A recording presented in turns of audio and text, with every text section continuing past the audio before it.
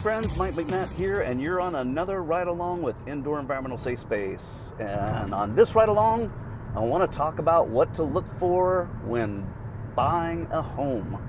If you are environmentally sensitized or you have chronic inflammatory response syndrome, mold allergies, sensitivities to environmental exposures, then you want to take care when you're moving to carefully evaluate the new home that you're moving into. It doesn't have to be a new home, it can be just new to you. But you want to make sure you're not moving from one place that may be causing a problem into another place that may have more of a problem. So keep in mind, the vast majority of homes have never been inspected for mold. And according to insurance industry data statistics, about 2.5% of homes every year have a water damage that's reported to an insurance claim. So if we look at that compounding percentage, in 10 years at 2.5% a year, that means that 25% of the homes you look at for potential purchase are going to have been impacted by a water damage. For homes that are 20 years old, that percentage raises to 50%, and at 30 years old, 75% of the homes have experienced a water damage. And that's just the water damages that have been reported to the insurance companies. So if you're going to look at buying a home and you're moving out of a home to a new place and you want to make sure that new place is safe, first, you can consider having an indoor environmental professional or a mold assessment consultant come out and inspect the new home while you're in an option period or before you make the purchase decision. But make sure the person that you hire is familiar with working with sensitized individuals, understands the levels of sensitivities that can occur, and is well versed and experienced in how to properly assess a home for potential problems. The second thing you might want to look at is looking at homes between 3 to 7 years old, maybe 10 years old. Again, once we hit the 10-year mark and a home is 10 years old, it has a 25% chance of having had a water damage.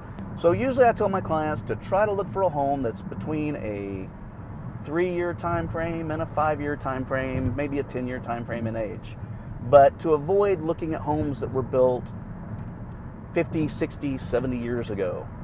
Now, the question that comes up is, well, why the 3 years old? Why not a brand new house? And that's due to the fact that new construction is going to off-gas. When we buy a new car, that new car has that new car smell. Well, that new car smell is not good for us. It's volatile organic compounds, and it's chemicals and gases used in the materials and in the manufacturing process and in the construction of that vehicle. Same is true with a house. So just to lessen your overall environmental exposure burden, we recommend letting that house off-gas for at least roughly 3 years. The research shows that new construction can off-gas for 3 to 5 years, approximately. We also want to walk through the house carefully and look for those areas I've talked about on previous videos on where we most commonly find mold, and that is check exterior penetrations, windowsills for signs of previous water damage, water stains, swelling. Check kitchen and bathroom sinks underneath the plumbing. Also make sure we check that the home does not have any part of the construction or living envelope below grade.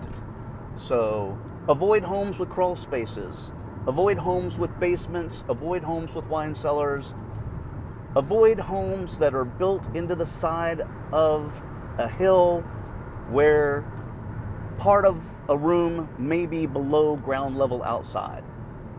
Next, and this isn't necessarily something that I would consider to have to be a must for a home purchase, but try to look for homes that have resilient flooring and very little carpeting, if at all. If there's no carpeting, that's even better.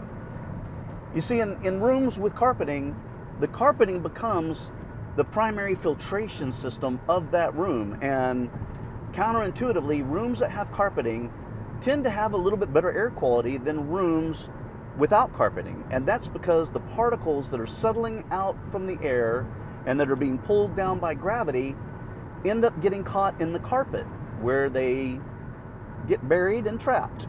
Now, when we're active in that room, we're going to cause a lot of those particles to potentially re-aerosolize. and the air will temporarily become worse in that room. But the real problem with carpeting is that the carpeting acts as a major air filter in that room, but you can't replace the filter easily, and you cannot clean it from both sides because it's installed and stuck to the floor. So particles just tend to keep accumulating and keep accumulating. And if you've ever removed carpet from a room and that carpet's 12 to 15 years old, when you pull that carpet up, it looks like there's sand underneath it. Well, that's not sand. That is very not good for you, organic and inorganic material that has been collecting in that carpet over years and years and years. It's going to be allergens, skin dander, bacteria, fungal fragments and mold spores, pollens, all kinds of nasty stuff in that sand-like material. So it'd be better off not to have to deal with that. So I say look for homes that have resilient flooring like wood or tile, and that way the particles, when they fall out of the air, they don't have anywhere to absorb into, and they're quickly picked up through dusting and vacuuming and other cleaning activities. So those are just some basic ideas when looking for a new place to live. Make sure you check the HVAC system thoroughly with a flashlight, looking up into the vents to make sure there's no mold growth in or around the supply registers. That's the shoebox size vents that are usually installed up on a ceiling. And checking those things will help give you the best chance of getting a home that is relatively mold-free. No home's going to be completely mold-free. Every home has mold in it. But we want to increase your chances of not having a problematic level of any mold and not having any problematic mold species in your home. So, hope you found this information helpful, and good luck on your home search.